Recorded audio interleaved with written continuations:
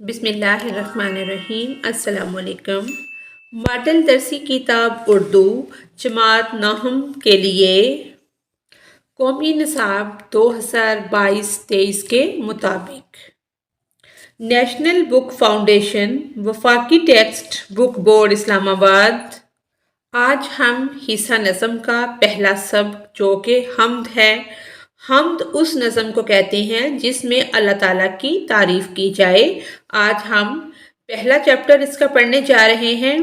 حاصلات تعلم اس میں یہ ہے، اسٹوڈنٹس لرننگ آؤٹ کمز جو ہے وہ اس کا یہ ہے کہ اسٹوڈنٹس بچے جو ہیں اس کے بعد اس قابل ہو جائیں گے کہ وہ الفاظ معنی سے واقفیت اور ان کے انتخاب میں لغت اور تھیسارسس کا استعمال کر سکیں۔ عمدہ سامعین کے طور پر الفاظ، مصروں، شعروں، نظم وغیرہ کے تلفظ، آہنگ، لحن، لے اور ادائی سے شعوری طور پر لطف اٹھا سکیں۔ مختلف سمعی ذرائع سے کہانی، نظم، واقعہ، تقریر، اعلان، خطبہ، گفتگو، خبر، ڈرامہ، ہدایت اور فیچر سن کر الفاظ کے اصطلاحی، مجازی اور کنیاتی معنی تک رسائی حاصل کر سکیں۔ نظم نثر کو پڑھ کر شاعر قاری کے نقطہ نظر کو سامنے رکھ کر مرکزی خیال تحریر کر سکیں۔ کسی بھی نظم کو پڑھ کر حوالوں کے ساتھ اشعار کی تشریح کرتے ہوئے اپنی رائے دے سکیں۔ تراکیب لفظی کی شناخت نے لفظ کی شناخت کر سکیں اور اس کی اہمیت کو سمجھتے ہوئے اپنی تحریر میں اس کا استعمال کر سکیں۔ اب ہم اس کے مشکل الفاظ کے معنی دیکھیں گے، اس کے بعد اس کی تشریح کرتے ہیں۔ بشر، انسان، رتوں، موسموں، شعلہ جاں زندگی، نظام ہستی، یہ دنیا کا نظام۔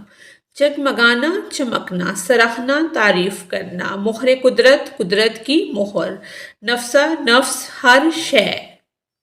نظام ہستی، کائنات کا نظام۔ سراہا، تعریف کی۔ سماعت، سننے کی حس، قوت سامعہ۔ تاج و وقار، عزت کا تاج۔ رد، حالت، کیفیت۔ اختیار بشر، انسان کا اختیار۔ خانہ لاشعور، ذہن کا وہ حصہ جس میں موجودہ جبلتوں، محرکات اور تصورات تک شعوری طور پر رسائی ممکن نہیں۔ شعلہ جاں، مراد زندگی۔ یہاں سے اشعار کی تشریح شروع ہو رہی ہے۔ شعر نمبر 1 جو ہے، پہلا شعر جو ہے وہ یہ ہے: کوئی تو ہے جو نظام ہستی چلا رہا ہے، وہی خدا ہے۔ دکھائی بھی جو نہ دے، نظر بھی جو آ رہا ہے، وہی خدا ہے۔ تشریح اس کی کچھ یوں ہے۔ اس کے لکھنے والے ہیں، مصنف جو ہیں وہ ہیں مظفر وارثی۔ اردو کے عہد ساز شاعروں میں سے ایک تھے۔ وہ ایک صاحب طرز شاعر تھے جنہوں نے اپنے منفرد انداز میں اردو شاعری کو ایک نئی بلندی دی۔ وہ ایک ایسے شاعر تھے جنہوں نے اردو شاعری کو ایک نئی جہت دی۔ اپنی حمد کوئی تو ہے جو نظام ہستی چلا رہا ہے، وہی خدا ہے میں انہوں نے جس طرح اللہ تعالیٰ کے وجود کو ثابت کیا اور کائنات کی تخلیق و نظام کے چلانے میں اللہ تعالیٰ کی ذات و صفات کو ثابت کیا ہے، وہ لاجواب ہے۔ اللہ تعالیٰ کی ذات پاک کا ایک ایک پہلو، ایک ایک حوالہ انہوں نے جس طرح بیان کیا ہے وہ کوئی اور نہ کر سکا تھا اور نہ کر سکے گا۔ انہوں نے گویا سورۃ رحمان کا خلاصہ اس میں سمو دیا ہے۔ اس شعر میں شاعر کہتا ہے کہ کائنات کا نظام اتنے منظم طریقے سے چل رہا ہے، یعنی ہوا، بارش، آندھی، دریا، سمندر، چرند پرند، پہاڑ، ٹیلے، چوٹیاں، انسان، حیوان، سب اپنے منزل کی طرف گامزن ہیں اور ان سب کو چلانے والی ہستی اللہ تعالیٰ کی ذات ہے۔ اگرچہ اللہ تعالیٰ کا وجود انسان کو آنکھ سے نظر نہیں آتا، مگر کوئی چیز کسی بنانے والے کے بغیر نہیں بنتی۔ اللہ تعالیٰ کے فرمان حق کا مفہوم ہے کہ اگر تمام درخت قلم بن جائیں اور تمام سمندر سیاہی پھر بھی اس کی باتیں ختم نہیں ہو سکتی۔ کچھ نشانیاں ایسی ہیں جو اکثر ہمارے سامنے روزمرہ کے امور میں آتی ہیں۔ اگر ان پر ہی تھوڑا غور و فکر کر لیا جائے تو ہمارے ایمان میں تازگی اور اضافے کا باعث بن سکتی ہیں۔ یہ نشانیاں ان مذاہب اور لوگوں کے لیے بھی سبق آموز ہیں جو خدا کا انکار کرتے ہیں اور سمجھتے ہیں کہ یہ دنیا خود ہی بن گئی ہے اور کوئی خدا اس کا بنانے والا اور چلانے والا نہیں۔ اگر وہ ان نشانیوں پر غور و فکر کریں تو ان کی اپنی عقل اس دنیا کو بنانے والی ہستی اللہ تعالیٰ کا اعتراف کرے گی اور ساری گرہیں کھلتی چلی جائیں گی۔ اللہ تعالیٰ کی کئی نشانیوں میں سے ایک بڑی نشانی انسانوں اور حیوانات کا جسم اور چہرہ ہے۔ انسانی چہرے پر 2 آنکھیں، درمیان میں ایک ناک، اس کے نیچے کھانے اور سانس لینے کے لیے منہ۔ سوچئے اگر ایک آنکھ سامنے چہرے کی بجائے سر پر ہوتی یا پاؤں پر ہوتی تو متوازن شکل جو ہے انسان کی وہ خراب ہو جاتی اور اس آنکھ کا مقصد بھی پورا نہ ہوتا۔ زیادہ تر جانور جو کھاتے پیتے زمین پر چلتے ہیں یا ہوا میں اڑنے والے پرندے، ان کی 2 آنکھیں ہیں۔ متوازن طور پر ان کے جسم کے سامنے اور پر کے حصے میں کیا یہ سب کچھ خود ہی بن سکتا ہے؟ یقیناً کوئی تو ہے۔ سوال ہے نا کہ کیا یہ سب کچھ خود بخود ہی بن گیا یا وجود میں آ گیا؟ نہیں، یقیناً کوئی تو ہے جس نے یہ ڈیزائن احسن تدبیر کے ساتھ تیار کیا، اور وہ کون ہے؟ اور وہ ہے اللہ۔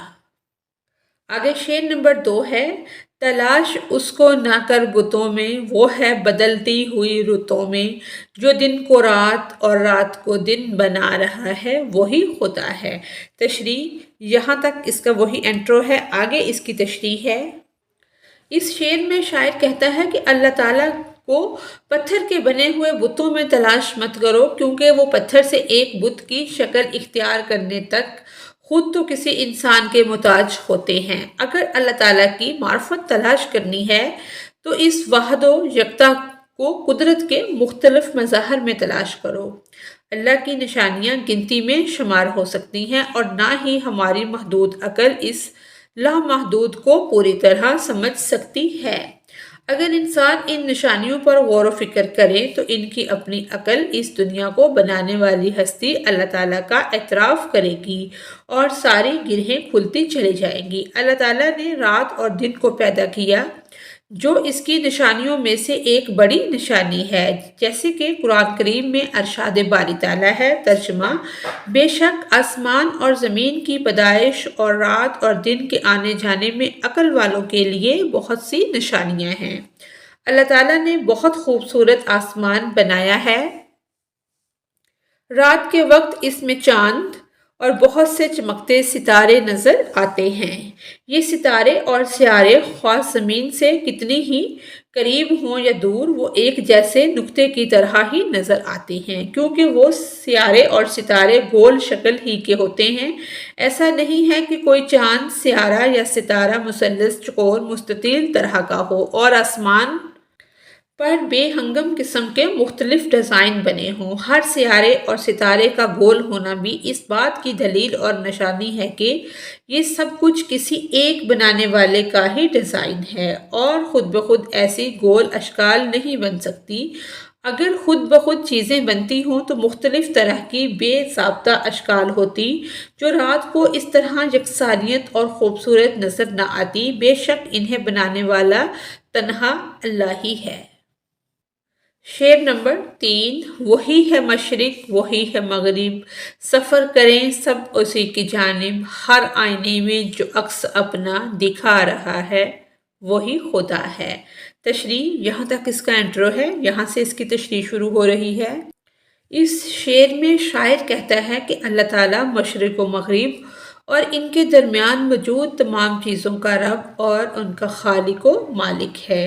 اس کے علاوہ اور کوئی معبود نہیں ہے، لہٰذا تمام انسانوں کو چاہیے کہ وہ اپنے دینی اور دنیاوی تمام امور میں اسی کو یعنی کہ اللہ تعالیٰ کو اپنا کارساز بنائیں اور اپنے کام اسی کے سپرد کریں اور اسی پر بھروسہ کریں اور اللہ تعالیٰ کو ہی اپنا خالق حقیقی جانیں۔ آسمان، زمین، پہاڑ، دریا، سمندر، انسان، جانور، پرندے اور جو کچھ اس کائنات میں ہے بنانے والا، ان سب چیزوں کو بنانے والا اللہ تعالیٰ ہی ہے۔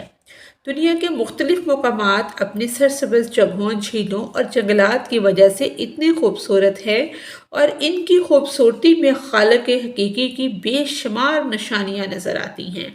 اللہ تعالیٰ قدرت کے مختلف مظاہر میں اپنی نشانیاں واضح کرتا ہے۔ ان نشانیوں پر غور و فکر کریں تو انسانی عقل اس دنیا کو بنانے والی ہستی اللہ تعالیٰ کا اعتراف کرے گی اور ساری گرہیں جو ہیں وہ کھلتی چلی جائیں گی۔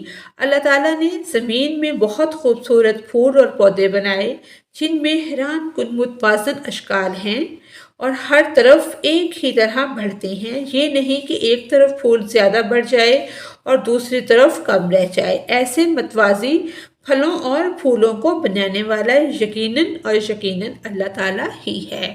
شعر نمبر 4 ہے: کسی کو سوچوں نے کب سراہا، وہی ہوا جو خدا نے چاہا، جو اختیار بشر پہ پہرے بٹھا رہا ہے وہی خدا ہے۔ تشریح یہاں سے اس کا انٹرو ہے، یہاں تک انٹرو آئے گا، یہ ہر شعر کے شروع میں ہم لازمی لکھیں گے۔ جو بھی شعر پیپر میں آتا ہے اس سے پہلے یہ لکھنا لازمی ہے۔ یہاں سے اس کی تشریح ہے۔ اس شعر میں شاعر کہتا ہے کہ تمام کام صرف اور صرف اللہ کی قدرت اور اختیار میں ہے۔ انسان کی سوچوں کا دائرہ کار بہت وسیع ہے، لیکن ان کو عملی جامہ پہنانا انسان کے اختیار میں نہیں ہے۔ غرض ایک بندہ کی مرضی اور چاہت ہے اور ایک اللہ کی مرضی اور چاہت، اور اسی طرح ایک بندہ کی قدرت اور اختیار اور ایک اللہ کی قدرت و اختیار۔ اللہ کی قدرت و اختیار اس قدر وسیع ہے کہ کائنات کا ذرہ ذرہ اسی کا غلام اور محکوم حکم ماننے والا ہے اور وہ اپنی ہر مرضی اور چاہت پوری کر سکتا ہے، اور بندہ خواہ نبی ہو یا ولی، اس کا اختیار اس قدر محدود بلکہ اس قدر بے اختیار کہ مالک کے طے کردہ اسباب و قوانین کے تحت اسی کی غلامی کا پابند ہے۔ وہی ہوتا ہے جو اللہ کو منظور ہوتا ہے۔ اللہ تعالیٰ کا اختیار یہی تو ہے کہ زمین و آسمان کی ہر ایک مخلوق، خواہ جاندار ہو یا بے جان، ہر طرح سے اللہ کے فرمان کی پابند اور اسی کی محکوم ہے۔ اس کے اختیار کی تو یہ شان ہے کہ وہ کام کو ہو جانے کا حکم فرماتا ہے تو کام ہو کر رہتا ہے۔ اللہ تعالیٰ کی مرضی اور چاہت ہو اور کام نہ ہو، یہ ہرگز نہیں ہو سکتا، کبھی بھی نہیں ہو سکتا۔ پھر کیا اللہ کے سوا کوئی اور ہستی ایسی ہے جس کی جب بھی جو بھی چاہت ہو وہ پوری ہو جائے؟ نہیں، ایسا بالکل بھی نہیں ہے۔ جیسا کہ سورۃ قلم میں باغ والوں کا قصہ بیان ہوا ہے، اللہ تعالیٰ فرماتے ہیں، یعنی یہ اپنے منصوبے کو لے کر اتنے پرجوش اور بااعتماد تھے کہ انہوں نے انشاءاللہ بھی نہیں کہا۔ اپنے اوپر اعتماد کیا، اپنی عقل پر، اپنی تدبیر پر، اپنے منصوبے پر بھروسہ کیا۔ صبح کو جلدی اٹھے، منہ اندھیرے ہی باغ کی طرف چل دیے۔ راستے میں ایک دوسرے کو کہتے جا رہے تھے، آج ہرگز کوئی مسکین فقیر تمہارے باغ میں نہ آنے پائے، مگر جب یہ باغ کے پاس پہنچے تو دیکھا باغ جل چکا ہے۔ ایک لمحے کے لیے تو یہ سکتے میں آ گئے۔ انہوں نے سمجھا شاید اندھیرے کی وجہ سے ہم راستہ بھٹک گئے ہیں، کسی اور باغ میں آ گئے ہیں، یہ ہمارا باغ نہیں ہے۔ لیکن جب غور سے دیکھا تو یہ انہی کا باغ تھا۔ یہ ہے انسان کی تدبیر، یہ ہے انسان کی منصوبہ بندیاں۔ ہوتا وہی ہے جو منظور خدا ہوتا ہے۔ اے عاشقان رسول، جب معاملہ ایسا ہے، ہماری تدبیریں بھی ناقص، ہماری عقل بھی ناقص، ہمارے منصوبے بھی ناقص، ہم جو چاہے منصوبے بنا لیں، تقدیر غالب آتی ہے تو غالب آ کر ہی رہتی ہے۔ سب تدبیریں ناکام ہو جاتی ہیں، منصوبے ناکام ہو جاتے ہیں، عقل کام کرنا چھوڑ دیتی ہے۔ آگے شعر نمبر 5 ہے: نظر بھی رکھے سماعتیں بھی، وہ جان لیتا ہے نیتیں بھی، جو خانہ لاشعور میں جگمگا رہا ہے وہی خدا ہے۔ یہاں تک اس کا انٹرو ہے، یہاں سے اس کی تشریح ہے۔ اس شعر میں شاعر اللہ تعالیٰ کی تعریف بیان کرتے ہوئے کہتے ہیں کہ اللہ تعالیٰ سنتا بھی ہے اور دیکھتا بھی ہے، یہاں تک کہ وہ انسان کی نیت کو بھی جان لیتا ہے۔ اللہ وہ ہے جو ہماری شہ رگ سے بھی زیادہ قریب ہے۔ اسی طرح ہر انسان کے ذہن میں خدا کا تصور موجود ہے۔ اللہ کی نشانیاں گنتی میں شمار ہو سکتی ہیں اور نہ شمار ہو سکتی ہیں، اور نہ ہماری محدود عقل اس لامحدود کو پوری طرح سمجھ سکتی ہے۔ جیسا کہ قرآن کریم میں ارشاد باری تعالیٰ ہے، ترجمہ: رات کے اندھیرے اور دن کے اجالے میں جو کچھ ٹھہرا ہوا ہے سب اللہ کا ہے، اور وہ سب کچھ سنتا اور جانتا ہے۔ اللہ تعالیٰ وہ سب کچھ جانتا ہے جو ہم چھپاتے ہیں اور جو ظاہر کرتے ہیں، کیونکہ اللہ سبحانہ و تعالیٰ کوئی چیز نہ زمین میں نہ آسمان میں چھپی رہ سکتی ہے۔ وہ ہمارے حالات کو، ہماری ضرورتوں اور ہمارے نقصانات کو خوب جانتا ہے۔ انسان کے لاشعور میں سب سے اہم احساس اللہ کا ہی ہوتا ہے۔ انسان کی فطرت میں ہے کہ جب بھی آپ بے یار و مددگار ہوں، کوئی آسرا، کوئی امید نظر نہ آتی ہو، تو آپ کا لاشعور اس مشکل ترین وقت میں وہ خالص اللہ کو پکارتا ہے۔ مشرکین مکہ اگرچہ عام حالات میں اپنے معبودان باطلہ کو پکارتے تھے، مگر شدید ترین مشکلات اور مصائب و آلام میں ایک اللہ ہی کو پکارتے تھے۔ ارشاد باری تعالیٰ ہے، ترجمہ: اور جب ہم لوگوں کو اپنی رحمت کا مزہ چکھاتے ہیں اس تکلیف کے بعد جو انہیں پہنچی تھی، اور ہماری آیتوں کے متعلق ہیلے کرنے لگتے ہیں، کہہ دو کہ اللہ بہت جلد ہیلا کرنے والا ہے۔ بے شک ہمارے فرشتے تمہارے سب ہیلوں کو لکھ رہے ہیں، اور وہی ہے جو تمہیں جنگل اور دریا میں سیر کرنے کی توفیق دیتا ہے، یہاں تک کہ جب تم کشتیوں میں بیٹھتے ہو اور وہ کشتیاں لوگوں کو موافق ہوا کے ذریعے سے لے کر چلتی ہیں، اور وہ لوگ ان سے خوش ہوتے ہیں، تو ناگہاں تیز ہوا چلتی ہے اور ہر طرف سے ان پر لہریں چھانے لگتی ہیں، اور وہ خیال کرتے ہیں کہ بے شک وہ لہروں میں گر گئے ہیں، تو سب خالص اعتقاد سے اللہ ہی کو پکارنے لگتے ہیں کہ اگر تو ہمیں اس مصیبت سے بچا دے تو ہم ضرور شکر گزار رہیں گے۔ پھر جب اللہ انہیں نجات دے دیتا ہے تو ملک میں ناحق شرارت کرنے لگتے ہیں۔ سورۃ یونس کی آیت ہے 21 اور 23، جس کا ترجمہ ہم نے پڑھا ہے۔ شعر نمبر 6 ہے، کسی کو تاج وقار بخشے، کسی کو ذلت کے غار بخشے، جو سب کے ہاتھوں پہ مہر قدرت لگا رہا ہے وہی خدا ہے۔ یہاں تک اس کا انٹرو ہے، یہاں سے اس کی تشریح شروع ہو رہی ہے۔ اس شعر میں شاعر اللہ تعالیٰ کی صفات بیان کرتے ہوئے کہتا ہے کہ عزت اور ذلت اللہ کے ہاتھ میں ہے۔ وہ جسے چاہتا ہے عزت اور شان و شوکت عطا کرتا ہے، جسے چاہے ذلت دے کر آزماتا ہے۔ وہی اللہ ہے جو انسانوں کی تقدیر لکھ رہا ہے، اس کے سوا کوئی ہماری قسمت کے فیصلے نہیں کر سکتا۔ عزت اور ذلت صرف اللہ تعالیٰ کے ہاتھ میں ہے۔ کوئی انسان کسی کو نہ عزت دے سکتا ہے نہ ہی کسی کو ذلیل کر سکتا ہے۔ جب اللہ تعالیٰ کسی کو عزت دینا چاہے تو پھر ساری دنیا مل کر بھی اسے ذلیل نہیں کر سکتی، لیکن اللہ تعالیٰ جب عزت دیتا ہے تو پھر اس کا امتحان بھی لیتا ہے۔ اللہ تعالیٰ پر یقین ہو تو انسان ہر امتحان میں کامیابی حاصل کر لیتا ہے۔ زندگی میں اگر کوئی ناحق آپ کے کردار کو داغدار کرنے کے لیے چوراہے پر کیوں نہ مجمع جمع کر لے، اس وقت بھی اطمینان رکھیں کہ عزت اور ذلت صرف اللہ تعالیٰ کے ہاتھ میں ہے۔ انسان کتنا بھی سرکش کیوں نہ ہو، وہ اپنی زبان سے صرف نازیبا کلمات ہی نکال سکتا ہے۔ نیک انسان کے ہاتھ میں صرف محنت اور کوشش ہے، کامیابی اللہ دیتا ہے۔ بے شک عزت اور ذلت دونوں ہی اللہ رب العالمین کے ہاتھ میں ہیں۔ قرآن کریم میں ارشاد باری تعالیٰ ہے، ترجمہ: آپ کہہ دیجئے اے اللہ، اے تمام جہان کے مالک، تو جسے چاہے بادشاہی دے، جس سے چاہے سلطنت چھین لے، اور تو جسے چاہے عزت دے اور جسے چاہے ذلت دے، تیرے ہی ہاتھ میں سب بھلائیاں ہیں، بے شک تو ہر چیز پر قادر ہے۔ عزت اور ذلت دونوں ہی اللہ تعالیٰ کے ہاتھ میں ہیں۔ اللہ چاہے فقیر کو غنی کر دے یا غنی کو فقیر کر دے۔ سورہ فاطر آیت نمبر 10 تفسیر: جو شخص چاہتا ہے کہ اسے دنیا اور آخرت میں عزت ملے تو وہ اللہ کی اطاعت کرے، اسے یہ مقصود حاصل ہو جائے گا، اس لیے کہ دنیا آخرت کا مالک اللہ ہی ہے، ساری عزتیں اسی کے پاس ہیں۔ وہ جس کو عزت دے وہی عزیز ہوگا، جس کو وہ ذلیل کر دے اس دنیا کی کوئی طاقت عزت نہیں دے سکتی۔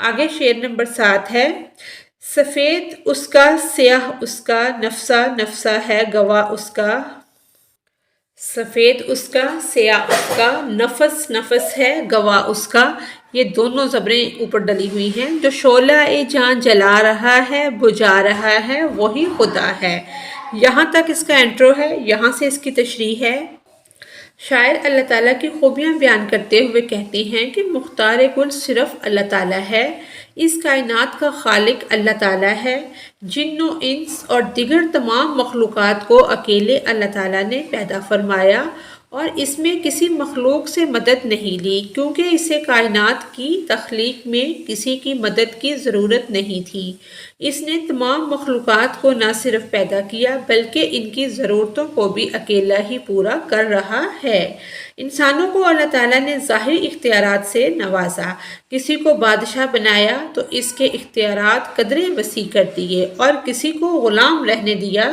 تو اس کے محدود سیدنا آدم علیہ السلام کو فرشتوں سے سجدہ کرایا فرشتوں کو بے پناہ قوت سے نوازا جنات کو غیر معمولی صلاحیتیں دی اپنے آخری نبی اور رسول صلی اللہ علیہ وآلہ وصحبہ وسلم کو پوری کائنات کا سردار بنایا لیکن ان سب کے باوجود کسی کو مختار کل نہیں بنایا کہ وہ کائنات میں جو چاہے تصرف کرے اللہ تعالیٰ نے ہر قسم کے کلی اختیارات اپنے پاس رکھے ہیں ہر انسان اس بات کا گواہ ہے کہ قسمت کے فیصلے اللہ کے ہاں ہوتے ہیں زندگی اور موت کا اختیار بھی اللہ ہی کے پاس ہے وہ جسے چاہتا ہے زندگی عطا کرتا ہے جسے چاہتا ہے موت سے ہمکنار کرتا ہے جیسا کہ قرآن مجید میں ارشاد باری تعالیٰ ہے وہی ہے جو زندگی دیتا اور موت دیتا ہے موت اور حیات ایسے واقعات ہیں جو رات اور دن نمودار ہوتے رہتے ہیں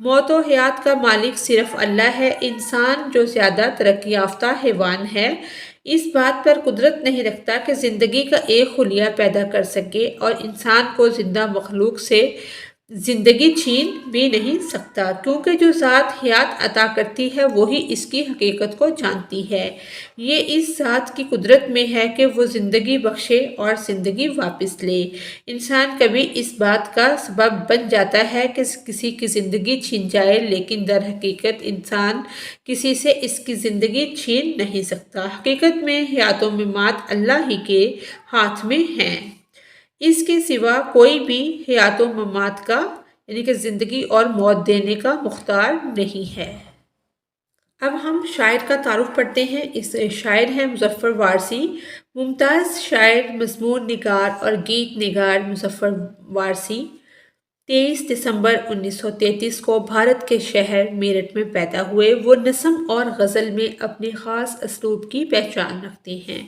انہوں نے نعت کے میدان میں بھی شہرت حاصل کی اللہ تعالیٰ نے انہیں محصور کن آواز سے نوازا تھا انہوں نے بہت دل نشیں انداز میں نعت گوئی کی انہوں نے فلموں کے لیے بھی گیت لکھے ان کے متعلق احسان دانش نے کہا تھا اگلا زمانہ مظفر وارثی کا ہے مظفر وارثی کی خدمات کے اعتراف میں حکومت پاکستان کی جانب سے انہیں اعلیٰ سول ایوارڈ حسن کارکردگی یعنی پرائڈ آف پرفارمنس سے نوازا گیا ان کی مشہور تصانیف میں برف کی ناؤ حرم لہجہ کھلے دریچے بند ہوا اور ظلم نہ سہنا شامل ہیں انہوں نے گئے دنوں کا سراغ کے نام سے اپنی سوانح عمری بھی لکھی ان کا انتقال 28 جنوری 2011 کو پاکستان کے شہر لاہور میں ہوا اسی کے ساتھ ہی ہماری آج کی یہ ویڈیو مکمل ہوتی ہے اگر آپ کو میری ویڈیو سے کوئی رہنمائی مل رہی ہے تو میری ویڈیو کو لائک اور چینل کو سبسکرائب کریں تھینکس فار واچنگ اس